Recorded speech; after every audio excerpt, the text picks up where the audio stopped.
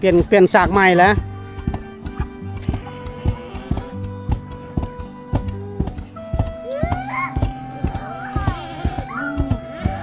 เป็นบรรยากาศที่หาเบิ่งได้ยากเลยทุกคนเนาะคือว่ารวมโตกันตำเข่ายามแรงเลยโอ้ได้น้ำเต็มแล้วบ่เต็มหมดแล้วเนาะไปเมื่อหาเป็นแถวหน่อยเพิ่นเกลือหมู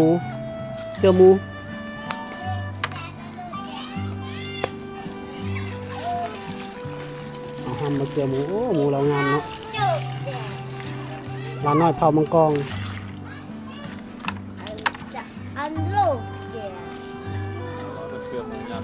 เกลือหมูกับเจมเบอรี่บ่ล่ะเจมเบอรี่บ่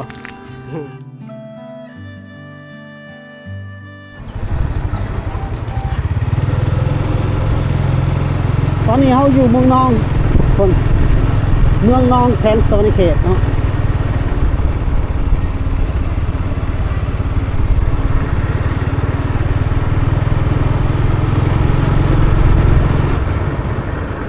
กลับจากเมืองโต้ยแขวงสารวันกลับมาเมืองนองเลาะชมวิถีชีวิตของพี่น้องเผ่ามังกรคือเก่าสมเนาะนำเสดนองยังหลายคือเก่า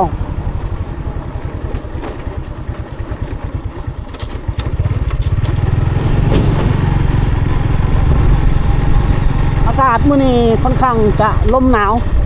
เพราะว่าเข้าสู่ฤดูกาลปลายฝนต้นหนาวแล้วเนาะ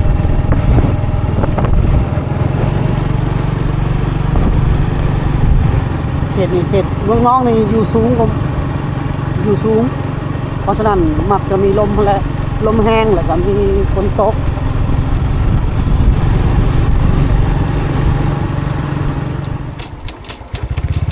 โอ้เส้นทาง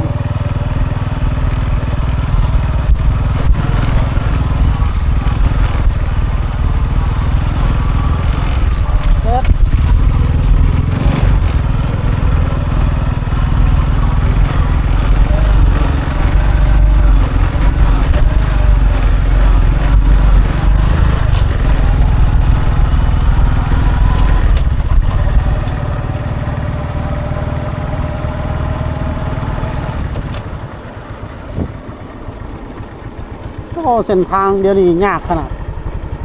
รถใหญ่เที่ยวเนี่ยประกอบกับฝนตกดีปีนี้เส้นทางเรือโหดโอ้เป็นขุมลึกแล้ว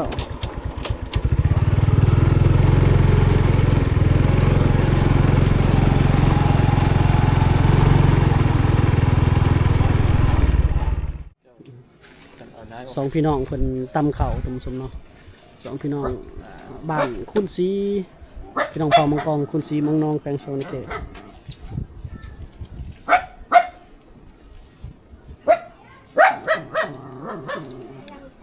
ตำเข่าซอยพ่อแม่ช่วงนี้พ่อแม่ไปหูดเข่าไม้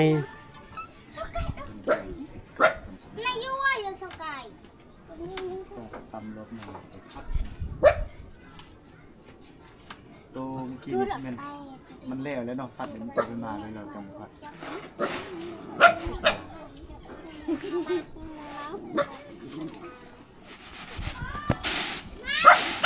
ถ้ามุมหยักเลยนะ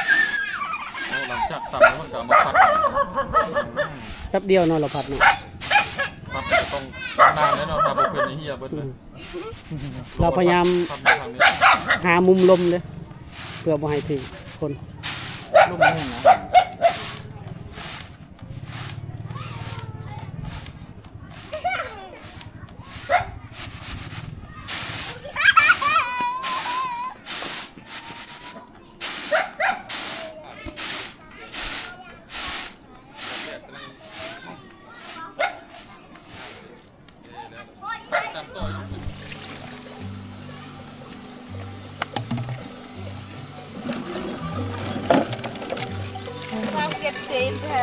เดี๋ยวถึงมาตักน้ำเนาะ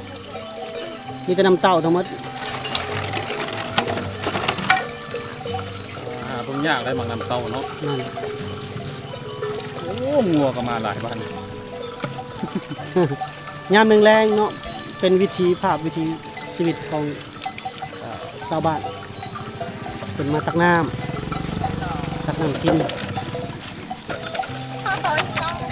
ส่วนหลายก็ใส่น้ำเต้าแน่ใส่ขวดพลาสติกแน่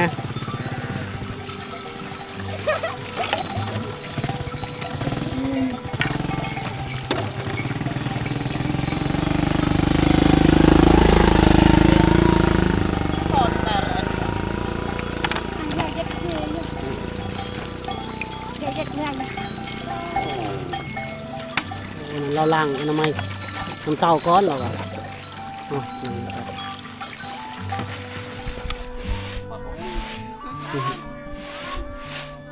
คุณเอาหมูเราก็ตุ้ยพี่ที่งามมาเลย ตัวเดียวเท่านั้นเนาะ หลายตัวอยู่ หมูเขาเนาะจะมาเป็นไฟอยู่นี่ป่ะ เป็นไผ่ จะปีแล้วมาอยู่นี่ ปลายยังเป็นไผ่ใหม่อยู่ อยู่ในเมืองนองคือกันบอกคนนี้ แม่นแหละมึงน้องบันตะเทงทางเขาเมื่อนี่ละ โอ้ทางแกมทางดำเลยบ่ บ่ทางเขาเมื่อทางอืม ทางบ้านนี่ก็บ้านผู้ไทยนี่บ่ทาง บ้านบ่บ้านตะเคก็ไปใส่บ้านต่างอ่างนั่นแหละบ้านเลยทางนี้แหละ ใกล้ๆนี้เนาะแต่มันบ่ไกลกันจะมาเป็นไฟอยู่นี่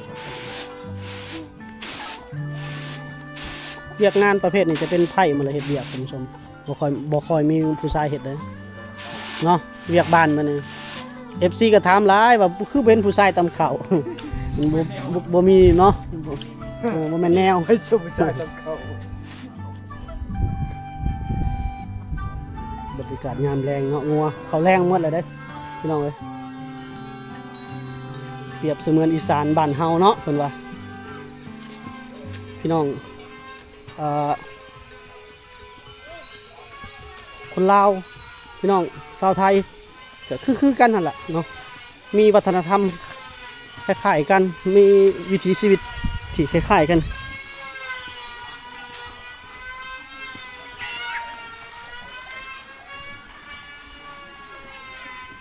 บ้านคุณศรีนี่อยู่แคมป์น้ำเซระนองเลยล่ะทุกคนแต่ว่าอยู่สูงยังมีแต่เสียงต่ำเขา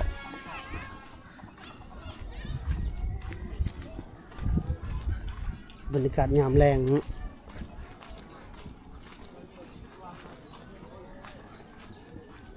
สร้างเฮือนกับสร้างอยู่แบบนอนๆเนาะ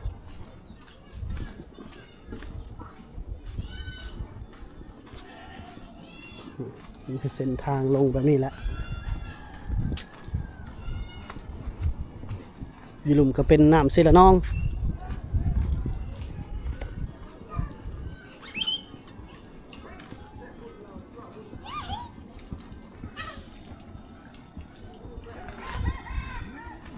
ได้ยินเสียงคนตำเข่า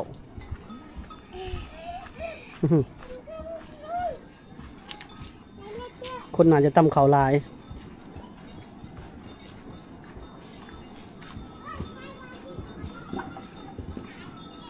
โอ้ทั้งฝุ่นกระตำทั้งพี่กระตำทุกคนเดียวเขาลงมานี่ก่อนคนตำลายเลยคึกคืนนี้อยู่วงนี้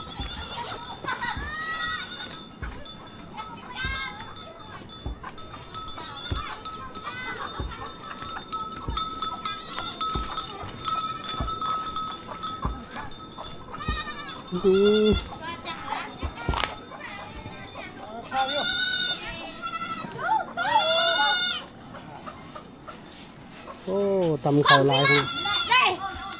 โอ้คึกคืนขนาดพี่น้องเอ้ยวงนี้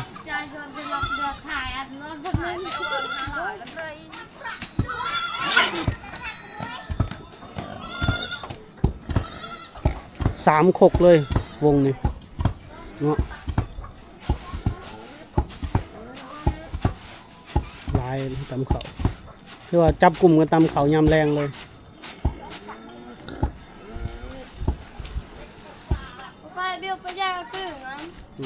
พี่น้องเผ่ามังกรด้านหน้าเขาน่าจะเป็นผู้สาวแหละทุกคน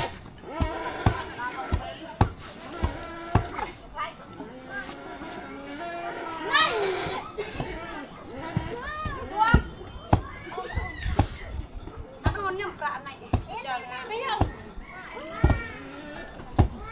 ไปกาเต้บัวลา คึกคืนขนาดเนาะ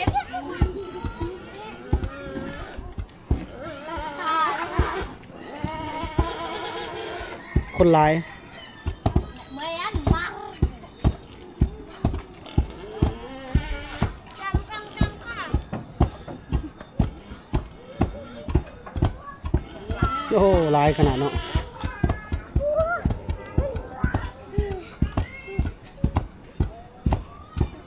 เปลี่ยนฉากใหม่แล้ว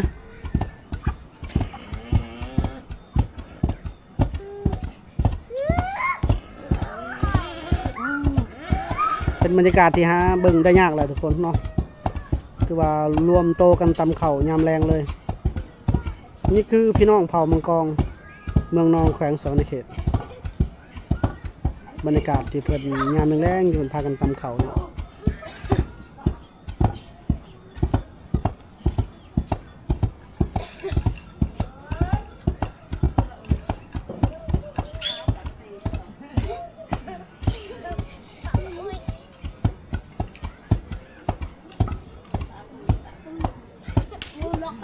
คึกคืนครับขนาดเนาะเอาแห้งกันเพิ่นก็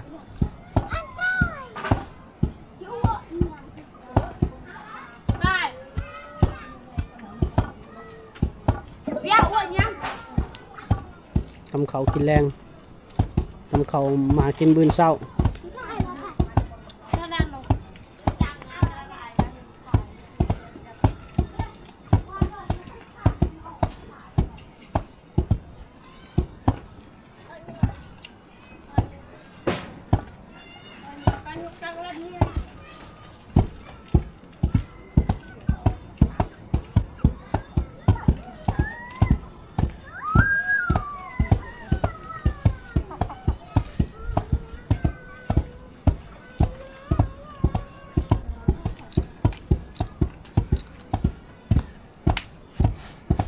หลายคนขับเนาะ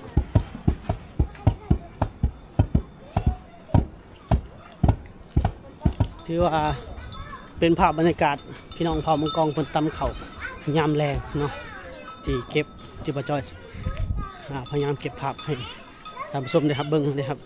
ชมกันเนาะส่วนหลายกับพี่น้องเผ่ามังกรเพิ่นก็ยังตำเขาแทบจะทุกหลังคาเรือนเนาะหมดหมู่บ้านก็จะมีโรงสีน้อยประจำอยู่ประมาณ2-3หลังคาเรือน คนหนึ่งล้านเนาะคนหนึ่งเนาะ ภาพบรรยากาศตามเส้นทาง ต้องหาพวกเนี้ย เส้นทางกับเส้นทางดังเดิมนี่ทุกคนเนาะเส้นทางแต่เก่า เป็นทางไปตักน้ำเพิ่น อืม ทีมงานเขากับบังเอิญล้านน้อยเพิ่นกำลังหาเตรียมกัดเลยแบบนี้เตรียม โอ้ ตักน้ำเต้าห้อย ได้น้ำเต็มแล้วบ่เต็มหมดแล้วเนาะอืมไปเมื่อหาเป็นแถวกันเลย เมื่อเลยย่าง ไป เมื่อเลย จู้จู้ เมื่อแล้วบาทนี่ใส่น้ำไปทำต้นเนาะ คอยไปพร้อมกันอาบน้ำเนาะ อันนี้กระตุกพลาสติกพูนนั่นเลยเป็นบ่มีน้ำเต้าน้ำหู มีน้ำเต่า มีน้ำเต้าน้ำหู ไปพร้อมกัน ถามมูนะเด้อ 3 คนไปพร้อมกันจึงงาม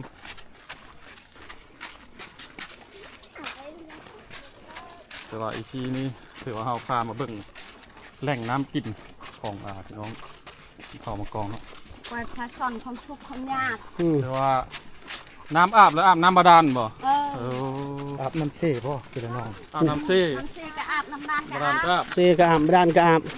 น้ำกินแล้วกินน้ำห้วย กินแล้วกินน้ำห้วย กินน้ำลิ้น ถ้วย กินน้ำลิ้นเนาะ เออ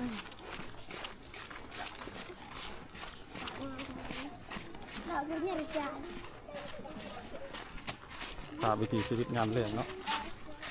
แต่ว่า เอาสิ หาเบิ่งหาชมยากแล้ว ตัวเฮาสิตามลูกน้องเพิ่นไป คือว่าทางยางนี่ก็เป็นทางเก่าทางเดิมพูดทางหน้าก็มีมาอีกเนาะอืมไปหาบน้ำลานหน่อยในชนบทนี่คือว่าบ่ได้อยู่ล่าเนาะ บ่เลย หาบน้ำซอย ครบครัวได้ พูดทางพุ่น กั กัน พ่อซอยแม่เพิ่นได้ อันนี้ใส่กระตุกอันนี้ อืม ใส่กระตุก ไปทักหน้าได้บ่เว้ย โย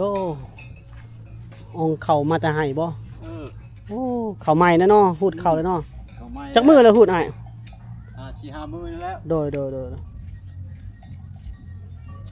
นี่แหละภาพบรรยากาศงานแดงๆเขาจะเห็นหลายอย่างเป็นภาพวิถีชีวิตของชาวบ้านเพิ่นเนาะไปให้มีแต่ให้แล้วเขตนี่ปลูกเขาให้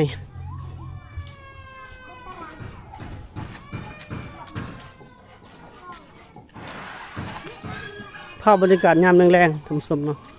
ของหมู่บ้านเพิ่นบ้านคุณซีเมืองนองแขวงโซนเขต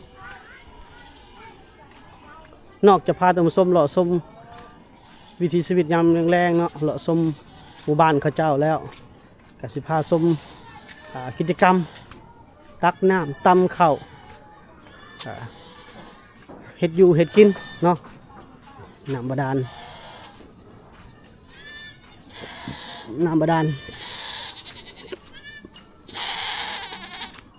น่าจะเจาะหลายเม็ดขนาดนั้นท่านผู้ชมเนาะขนาดบ้านนี่อยู่สูงก็ยังสามารถมีน้ำลิ้นน้ำนะ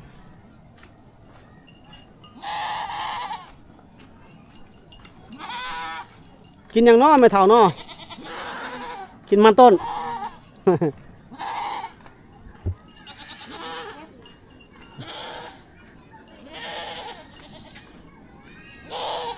ภาพบรรยากาศวิถีชีวิตเนาะท่านผู้ชม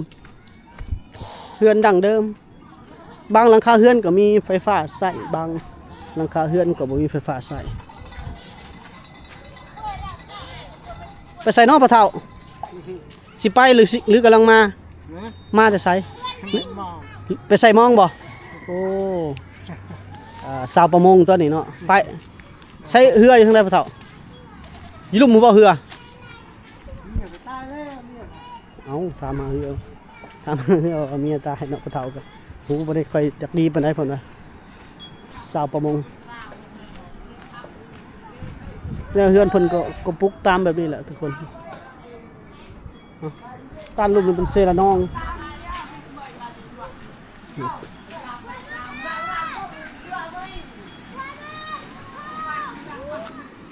นี่ผู้บ่าวประจำบ้านอาบน้ำบ่อาบน้ำเซ่บ่โอ้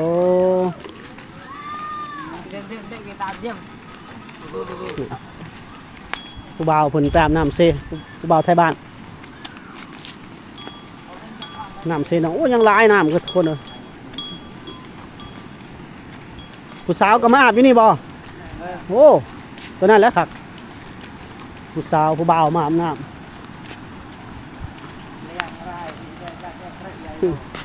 นี่เฮือนเท่านี้คือคนบ่ค่อยได้อยู่ทุกคนเงียบหมดเลยน้ำใหญ่น้ำเซระนองเนาะ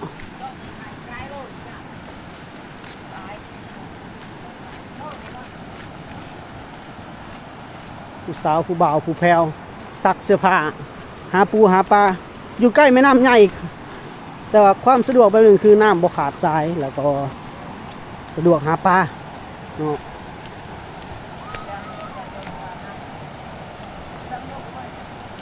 ต้นขบุญคนอาบน้ำ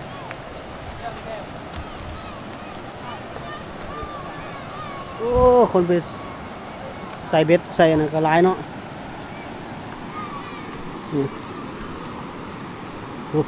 วัยรุ่นไปล้างรถกันอยู่อันนี้น่าจะเป็นผู้สาวอาบน้ำนะพี่ผู้สาวอาบน้ำอยู่เทิงผู้บ่าวอาบน้ำอยู่ลุ่มเนาะโอ้คุณแต่ห้ามไม่ได้เข้าไปดอกคนนั้นที่ใจแท้นี่แหละทางนู้นมีคนตกปลาโอ้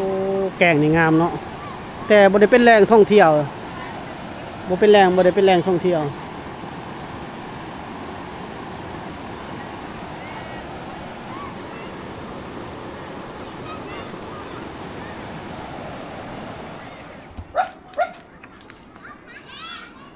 โอ้นางน้อยเพิ่น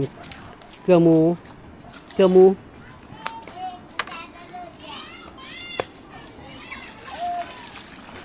เอาหั่นมาเกลือหมูโอ้หมูเรางามเนาะร้านน้อยเผามังกร อันลูกเดีย เราจะเกลือหมูยามแดง เกลือหมูกับเจมเมลิกบ่ล่ะเจมเมลิกบ่ ภาษาเผ่ามงกองว่าเจมเมลิกภาษาโซ่ทางเมืองไทยบ่ฮู้ว่าเว้าหยังเนาะ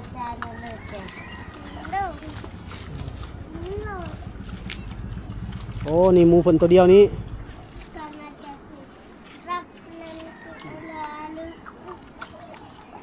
เกลือหมู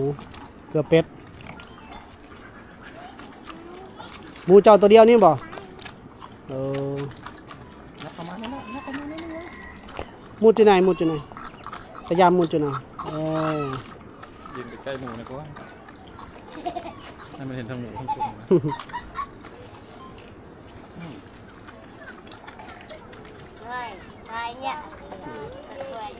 ร้านข้าวมังกรกำลังเตรียมหมูยามเล่น ตัวหมูยังแรง หมูเพิ่นตัวเดียวเท่านี้เนาะหมู หมูตัวเดียว ตามวิถีชีวิตของพี่น้องชาวลาวในชนบทเราอันนี้ชนบท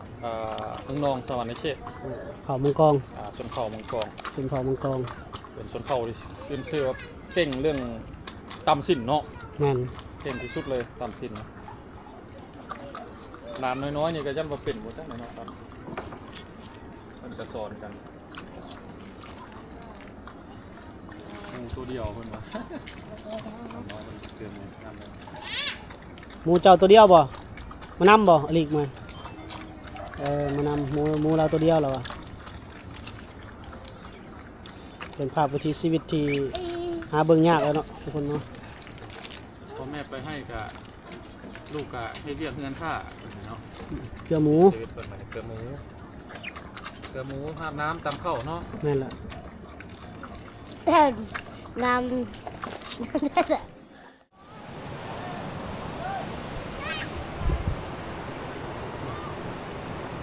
ให้ท่านผู้ชมได้เบิ่งภาพยามแรงนั่งพักผ่อนก่อนหน่อยหนึงเนาะ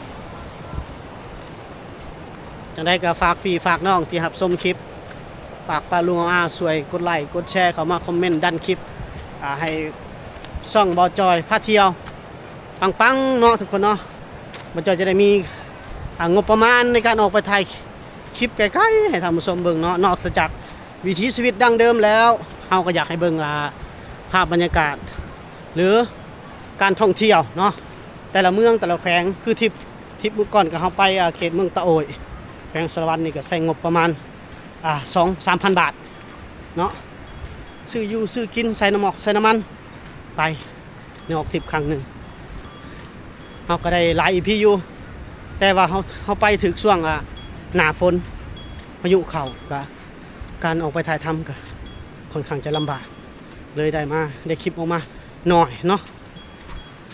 ถ้าบ่มีคลิปปังคลิปแตกก็ไปบ่รอดถึงกันเด้เนาะพี่น้องเนาะ